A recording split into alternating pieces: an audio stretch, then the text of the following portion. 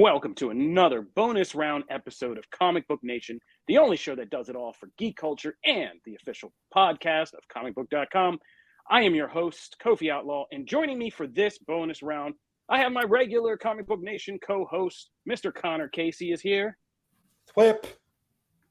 And if you're looking at the name of this video or this particular podcast, you know this one is all putting a spotlight on comic book gaming, our elite gaming team.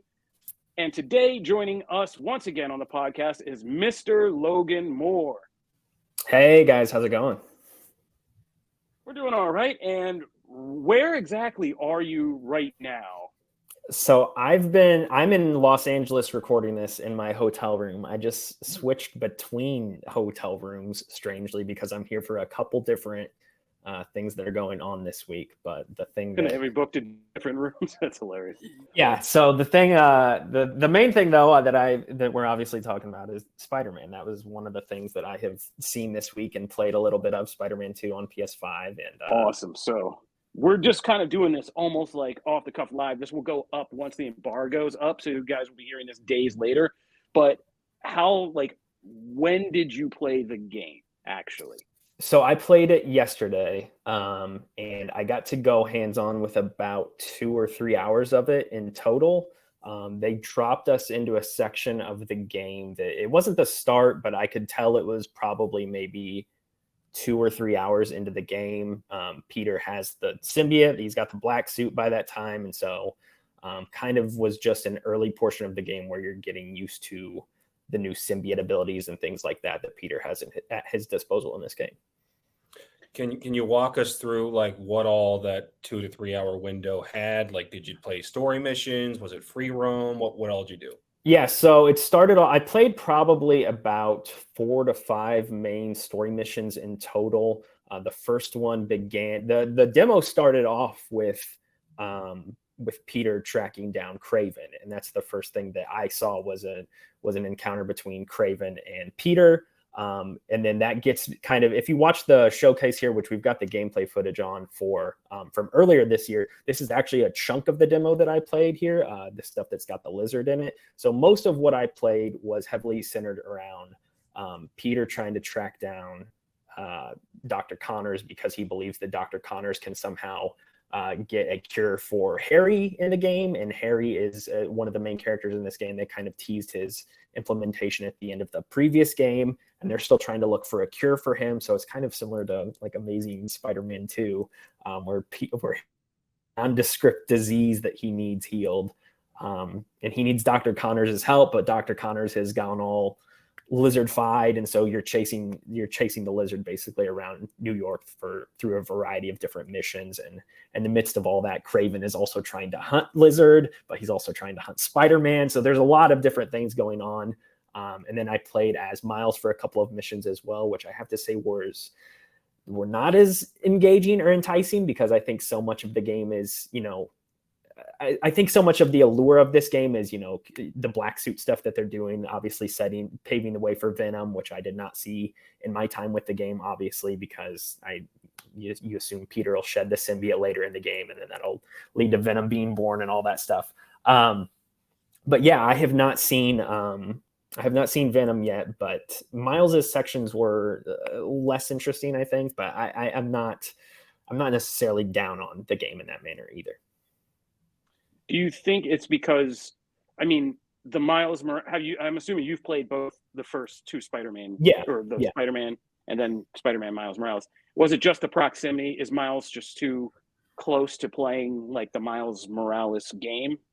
Yeah, a little bit. Like they showed us some of the upgrades that he's going to get throughout the course of the game, but in the demo that I played, I don't think he had received those upgrades yet. So a lot of the powers and abilities that I had when I was playing as Miles were recycled from the previous game, if I am correct. But they kind of showed and teased some of the stuff that he'll unlock later on, and a lot of that seems cool.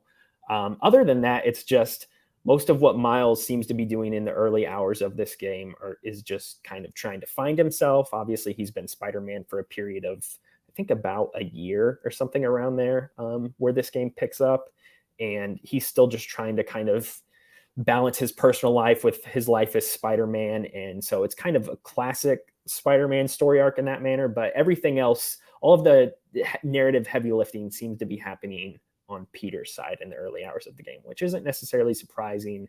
And I imagine that later on, again, I didn't see anything like this, but there's going to become a point where Miles and Peter are going to clash, I assume, and they'll probably come to a head and fight each other or something like that, because Peter's going to get out of hand as a result of the symbiote. Now, we getting 2 Venom style battles in this, big boss battles. I hope so.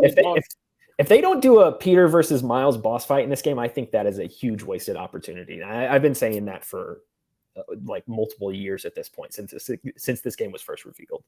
Definitely. Agreed. Speaking of the symbiote, when you're Peter in the black suit, how different is the gameplay as opposed to what we had in the first Spider-Man?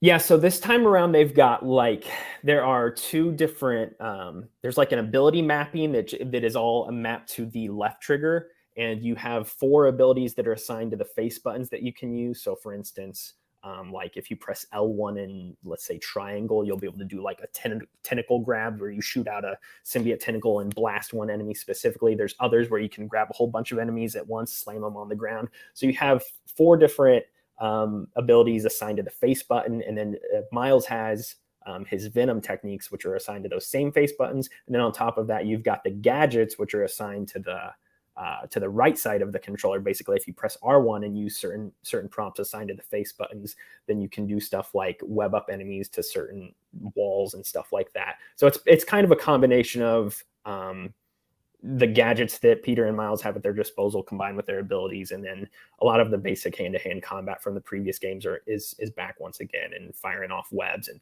there's a new parry system this time around as well, which was a pretty big focus in the demo that I played.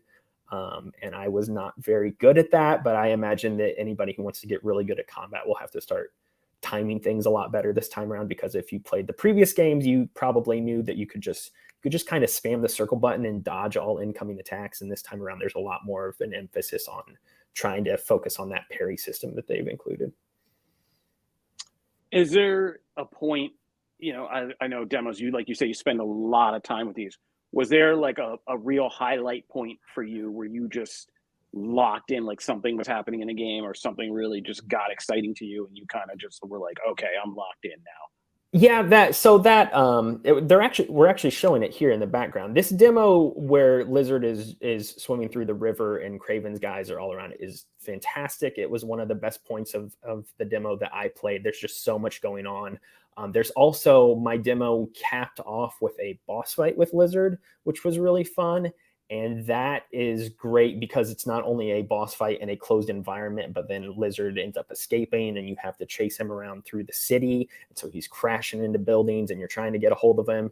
And at one point you're like running up the side of a building and he's sprinting up a skyscraper and you've got like webs tied to him and you're trying to dodge it, incoming fire. I mean, there's just a lot going on in some of these situations, and cinematically they are awesome. They make for some really great gameplay sequences. And then I am a sucker for everything with the black suit. So just being able to use the symbiote as Peter, I thought was awesome. That's something I've been waiting for a long time with these games.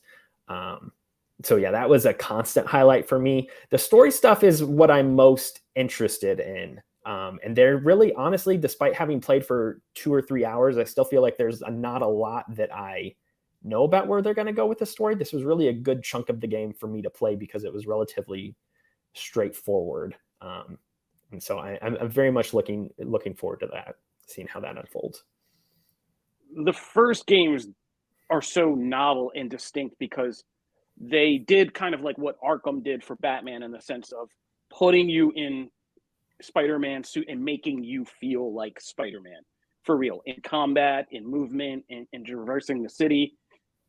How does it, have they upped that feeling? Because I know you're saying they're using like an increased parry system, and it makes me think you're going to have to be a little bit more Spider-Man to kind of like, you're going to have to upgrade your Spider-Man skills to really excel at some of this game. Yeah, the combat stuff is what I've focused on a lot. I feel like talking here with you guys, and that's all been upgraded quite substantially. I think the traversal, though, is the thing that I am most impressed by, and if you're going to say makes you feel the most like Spider-Man, that's the thing that I think they've made some like some great fine-tune upgrades. The swinging is still fantastic like it was in the previous 2 games, but the web wings are awesome. There's a great sense of speed getting through New York. They've added the swinging is also now faster, just slightly, but you can, because the PS5 can process things better. They've allowed you to swing through the city faster now. Plus, New York is bigger. They've introduced Queens and Brooklyn as new boroughs that you can go to. So the scale of the game is much larger compared to the past 2.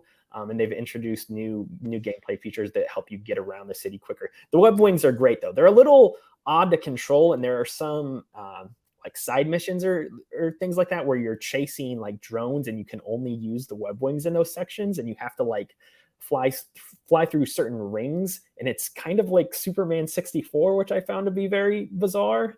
But the web wings are a ton of fun to use, and there's some other. I was looking at the skill trees while I was playing too, and there's some additional web slinging upgrades that they've also included that I didn't get to try. There's somewhere it's like you can zip around corners faster now, and you can build momentum off of that. One that I did buy allows you to do a full 360-degree rotation on a web and then launch yourself off of it to gain like a huge boost of speed, which you can then activate the web wings, and then you're zooming through the city. So there's a lot of small tweaks like that I think are really cool that people are going to get a big kick out of. Now, Logan, I think I know the answer, but I know this is going to be a big conversation once this drops. From everything you've seen from the demo, from the different trailers that have dropped, whether it's gameplay, narrative, or just other little things they've added in, have they done enough to build up this game to feel like the Arkham City to the Arkham Asylum? Does this feel like a legit sequel, or are people going to hit this with it's more of the same from what you got from 2018 and Miles Morales?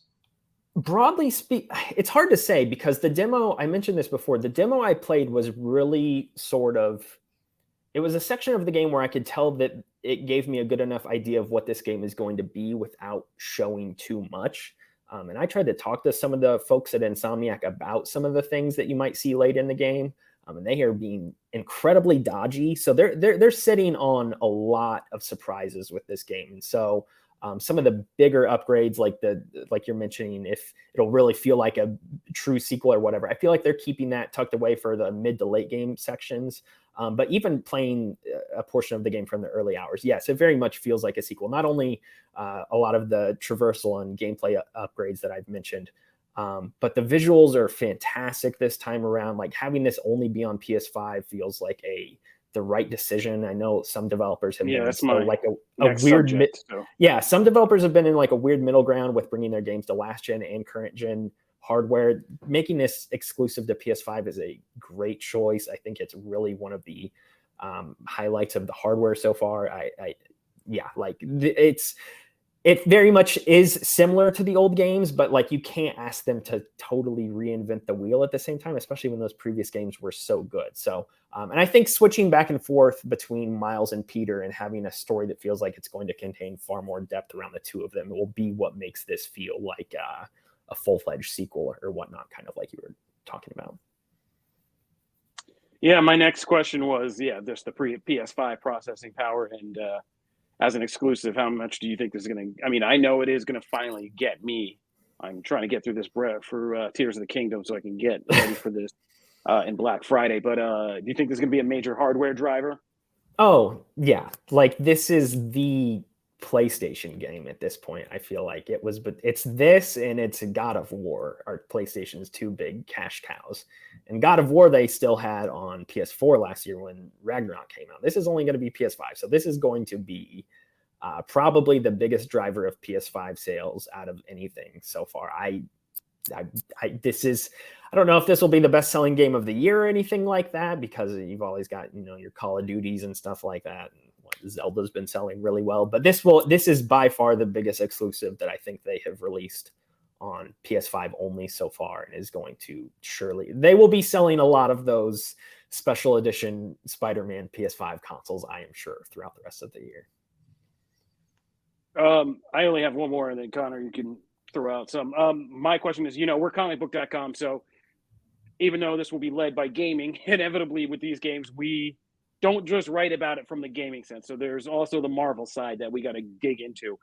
I know you said that Insomniac's keeping it close to the vest, but from what you've played so far, do you get the sense that this game is going to kind of once again remix or do some novel things with Marvel lore that will kind of even expand beyond gaming and to kind of get the attention of the Marvel fans?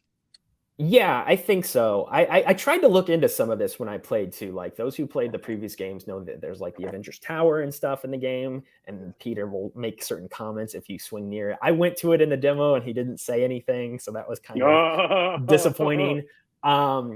So there's definitely going to be those things. It's also worth noting that the demo I played had certain side objectives unlocked, but they very clearly blocked out all of the side missions that, like, I'm thinking the stuff from the previous games that had like Taskmaster involved and stuff like that. All of that stuff was locked for the demo. The only stuff that I could really do off the beaten path was like go get collectibles and things like that.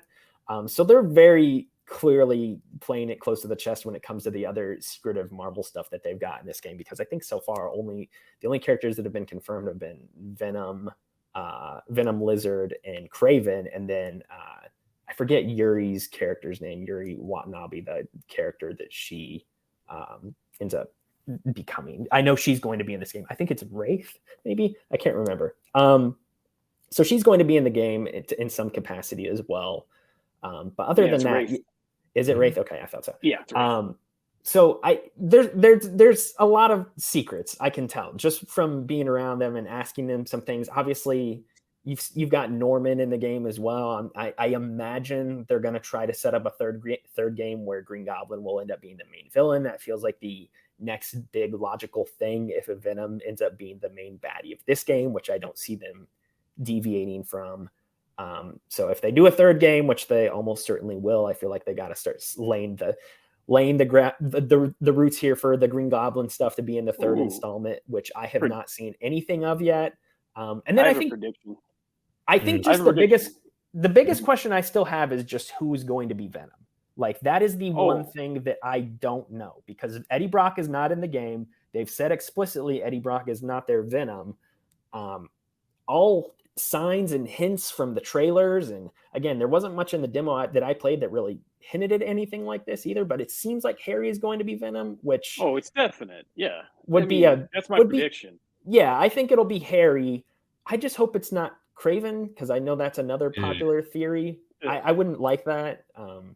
I hope whenever Venom is like emerges or is born or whatever, I hope he kills Kraven. I think that would be like a great introduction. Gonna get that Predator, like her hand through the chest type deal is gonna happen to him. I think that would be a great way to segue between the two major villains of the game, is if Venom shows up and immediately knocks out Kraven. I think here's my prediction, because I think they are really good about kind of games and stories, and so I think it's going to be like this kind of instead of romance, like this friendship triangle between Miles, Peter, and Harry.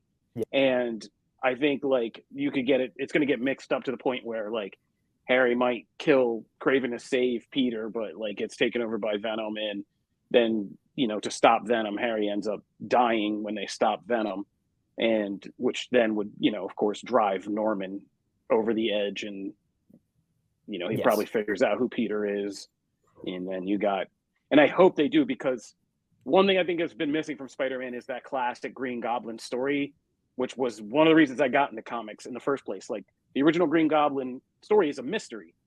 It's a long mystery. It's basically the Spider-Man version of X-Men's Onslaught, where this guy is terrorizing things, and in Spider-Man, and people just see this guy flying away cackling before they figure out over a long period of time that it's this person deeply connected to them. So yeah, I hope that this sets up the third game for Norman to go nuts and pull off a whole kind of scheme as Green Goblin. But that's my prediction. I think it's going to be Harry. Harry dies. Norman goes nuts. We get a third game. Logan, I got one last question for you. This year has been pretty crowded in terms of contenders for Game of the Year. I mean, you mentioned a few already. Lord knows we're going to get a few more here before things wrap up. What does this game need to bring that you haven't necessarily seen yet that would put it over everything else and be the undisputed Game of the Year for 2023? It's hard to say, because as much as I like these games, like even the previous two, there's just a level of, I think it really comes down to the storytelling, honestly. Like it's going to depend on how they pull the story off and how those emotional payoffs hit, because the previous games did too, with spoilers for the previous game, but like May's death there at the end of the game really hit hard. And I think if they have more moments like that spread throughout the game, then it could really end up. I mean, the game's going to be great. Like I have no doubt whatsoever that it's going to be a ton of fun. This will be one of the most popular games of the year, like I was saying. But whether or not it can reach the same sort of really, really high levels that other games, like what have we had this year? Zelda. I know Baldur's Gate 3 has been really hot lately as well. Starfield. I don't know if people are going to put that on a short list or not. I think if this can just be like a really, really top tier matchup of gameplay and story going hand in hand, I think it could be one of the top contenders for Game of the Year come the end of the year. But the story has to really hit, I think. And it's always hard to know if it's going to hit because Insomniac's doing its own thing with Spider-Man. And I know as much as I love these games, I'm also very particular about Spider-Man. And this is what I've told people previously with the other games. Like, I have so many ideas of what I would personally like to see as a fan. And if they can make me geek out as somebody who's been reading Spider-Man comics since I was 5 years old, then I think that will be a really, really big thing. But yeah, it's just going to, I think it's really going to come down to the story, because I'm already very clearly sold on the gameplay loop that they've got here. All right, before we get out of here, final question. Did you have fun? Yes, I had a ton of fun. I'm really, really looking forward to playing the full game next month. I can't believe it's almost out either. Like, it feels like that's kind of freaking me out. I'm like, snuck up on us. My PS5 financing is not where it needs to be right now. I gotta get on that. All right, so thank you, Logan, for reporting in. This has been your kind of first look, games on hand play, Spider-Man 2 coming to PS5. What's the release date? October 20th, I believe. Correct. End of October, right before the spooky season of Halloween gets here. So be sure to go to comicbook.com, comicbook, all one word.com, /gaming, and keep your eye out, because the gaming team is going to be all over this and all of the big fall games that are headed our way. So don't miss a beat on that. If you are just clicking on this video or this podcast episode because you are a gaming and or Spider-Man fan, be sure to subscribe to Comic Book Nation on your favorite podcast platforms, and be sure to go to Comic Book, again, one word, -nation on after, and screwed up our own address, youtube.com /Comic Book, all one word, -nation, and subscribe to our YouTube page where we drop bonus round material like this episode. This week alone, we're going to have our Star Wars Ahsoka recap, our regular live show on Friday, and this Spider-Man gameplay report. This is what we do. We do it all for geek culture. This is Comic Book Nation. If you want to find me, I'm at Kofi Outlaw. You can find me at Connor KCCB. I am at Moreman12. All right. There we go. Thank you again, Logan, for joining us. We are all excited to play Spider-Man 2 this fall on the PS5. This is Comic Book Nation, and we will see you out there. Peace. Later.